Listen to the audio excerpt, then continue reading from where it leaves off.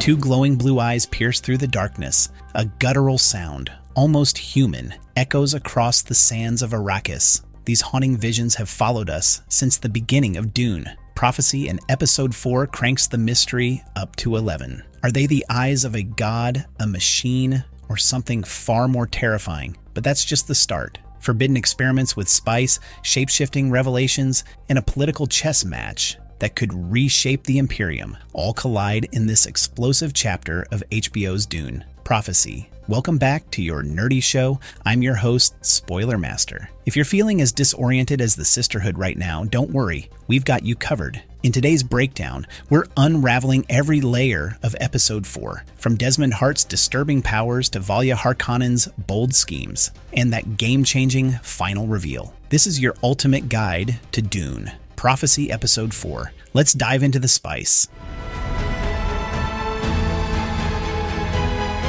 The opening vision and the haunting blue eyes. Episode 4 opens with a chilling sequence. Sisterhood members experiencing simultaneous nightmares of being drawn into the sands of Arrakis. At the heart of these visions is the image of a sandworm's maw and two glowing blue lights, which many believe represent eyes. These nightmares are not just isolated events, they're a shared experience, further solidifying the idea that the Sisterhood is being targeted by a powerful, unknown force. Could these visions symbolize divine judgment, as Sister Emmeline believes? Or do they point toward a darker threat, like the return of thinking machines, or even the distant prophecy of the God Emperor, Leto II? The visions culminate in a failed experiment by Mother Tula, who attempts to decipher their meaning through automatic drawing. Instead, the trance overtakes her acolytes, nearly leaving them mentally trapped by whatever entity is sending these dreams. The presence of blue, the color of spice addiction, and ancient machine circuitry cannot be ignored.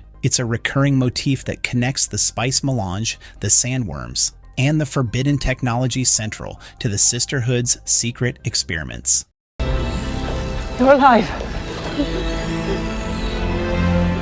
Tula and Lila's forbidden experiment. Speaking of forbidden experiments, let's dive into the subplot involving Tula Harkonnen and Sister Lila. In Episode 3, Tula began using thinking machine technology and the spice melange to attempt to resurrect Lila, who has been in stasis since a near-fatal incident. These actions are not just risky, they're sacrilegious in the wake of the Butlerian Jihad, which banned thinking machines and AI. Tula experiences visions of Sister Emmeline discovering her secret, leading to a horrifying confrontation where Tula is forced to kill Emmeline to protect her work. However, these events turn out to be hallucinations, adding to the episode's surreal tone. When Lila finally awakens, her eyes are a brilliant, unnatural blue, a side effect of prolonged exposure to spice. Lila's return raises more questions than answers. Is she still fully human? Or has the spice fundamentally altered her? Moreover, she discovers the genetic indexing computer,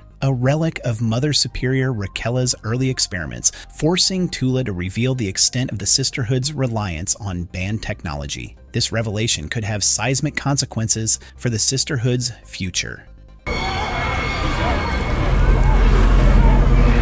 Desmond Hart's terrifying power. Desmond Hart, played masterfully by Travis Fimmel, takes center stage in Episode 4 after being absent from the previous installment. Desmond executes several nobles accused of using thinking machines, showcasing his devastating powers once again. His ability to burn people alive with his mind is not only terrifying, but also seemingly tied to his connection with the sandworms of Arrakis. The episode gives us a closer look at the physical toll these powers take on Desmond. After using his abilities, he is shown bleeding from scars on his back, a grotesque reminder of whatever happened to him inside the sandworm. This moment raises significant questions. Did Desmond survive a physical encounter with a sandworm, or did he come into contact with something divine, like Shai-Hulud or a godlike entity? Desmond's reverence for the sandworms adds another layer to his character. In his monologue at the Landsraad Assembly, he speaks as if the worms are sacred, hinting that his powers may come from a deity-like being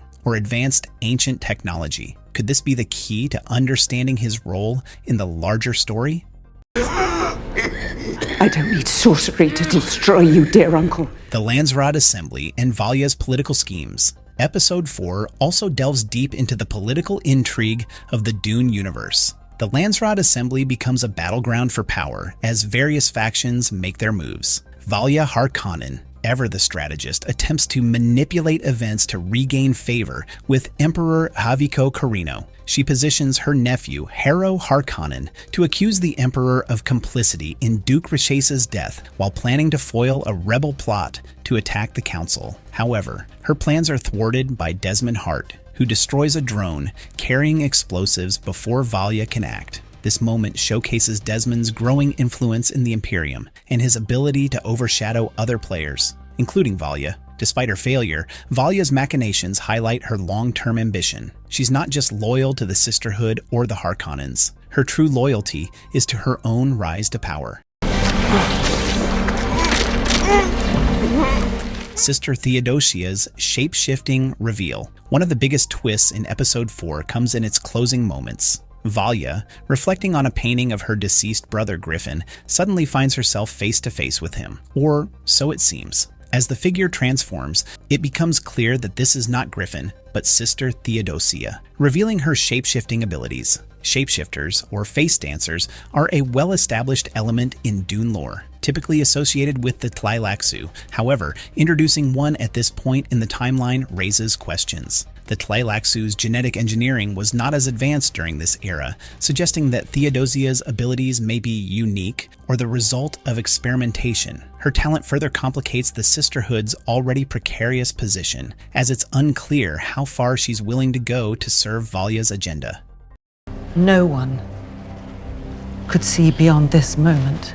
The Blue Eyes Mystery. The blue eyes that haunt Dune. Prophecy Episode 4 are among its most captivating mysteries, offering a recurring visual motif that ties together dreams, transformations, and the series' central themes. These glowing eyes appear in moments of revelation and power, leaving characters and audiences alike questioning their meaning. As the Sisterhood grapples with these visions, the blue eyes may hold the key to understanding their fate, and perhaps that of the entire Imperium. From the opening scenes, the blue eyes manifest in shared nightmares among the sisters. Each dream begins differently, but culminates in the same chilling image: the vast sands of Arrakis, the endless void of a sandworm's mouth, and those glowing, pitiless eyes staring back. For Sister Emmeline, these visions suggest divine judgment, a reckoning for the Sisterhood's questionable actions, from their use of forbidden technologies to their genetic experiments. For others,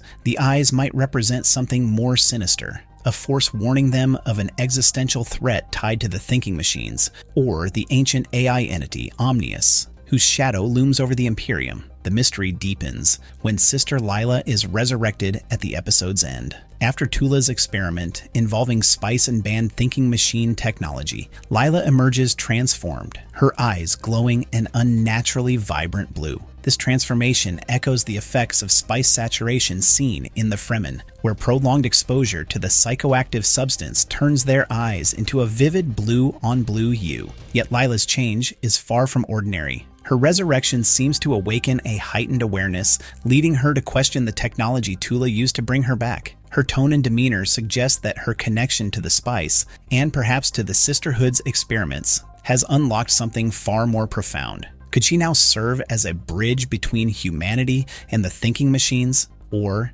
has she become a vessel for a far greater and more dangerous power? Desmond Hart, too, appears to share a connection to the Blue Eyes, albeit in a more spiritual sense. His mysterious abilities, which allow him to burn others alive with his mind, seem tied to the sandworms and spice in ways yet unexplained. His monologue during the council meeting hints at a reverence for the sandworms, almost as if he regards them as deities. This raises questions about his time on Arrakis and what he might have encountered inside the worm that changed him so profoundly. Desmond's powers come at a cost, as his back bleeds from old scars whenever he uses them, suggesting a physical toll. His connection to the blue eyes might signify that his abilities are a gift or a curse from the same force that haunts the Sisterhood's dreams. The blue eyes also carry symbolic weight within the broader Dune universe, often associated with technology and artificial intelligence.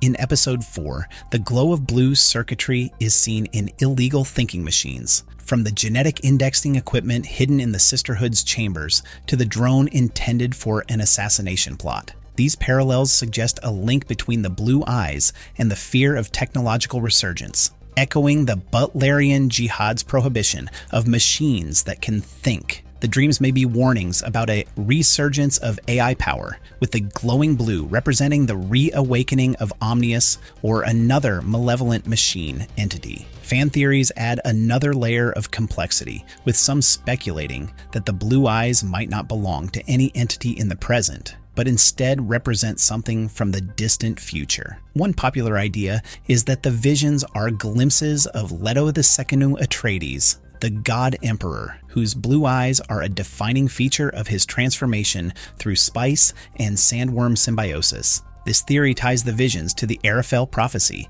suggesting that the Sisterhood's current actions could have catastrophic consequences for humanity's far future destiny. Are the blue eyes warnings from Leto urging caution to prevent disaster, or are they a predestined inevitability, guiding the Sisterhood toward the golden path? You won't be able to silence me like you silenced Dorothea.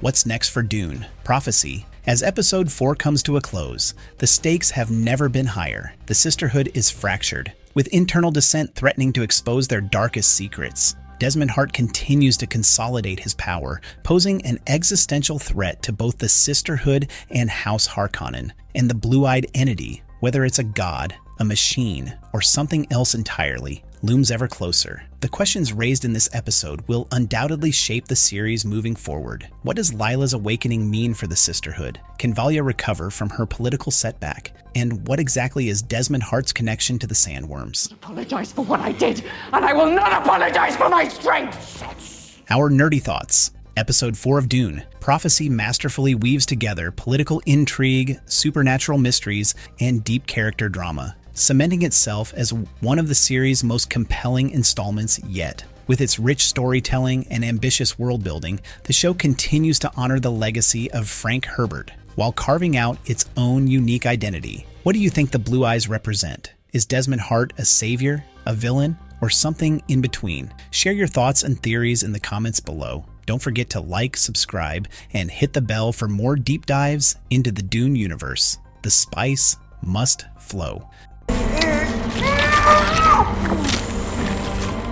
No, what the heck, I'll laugh anyway.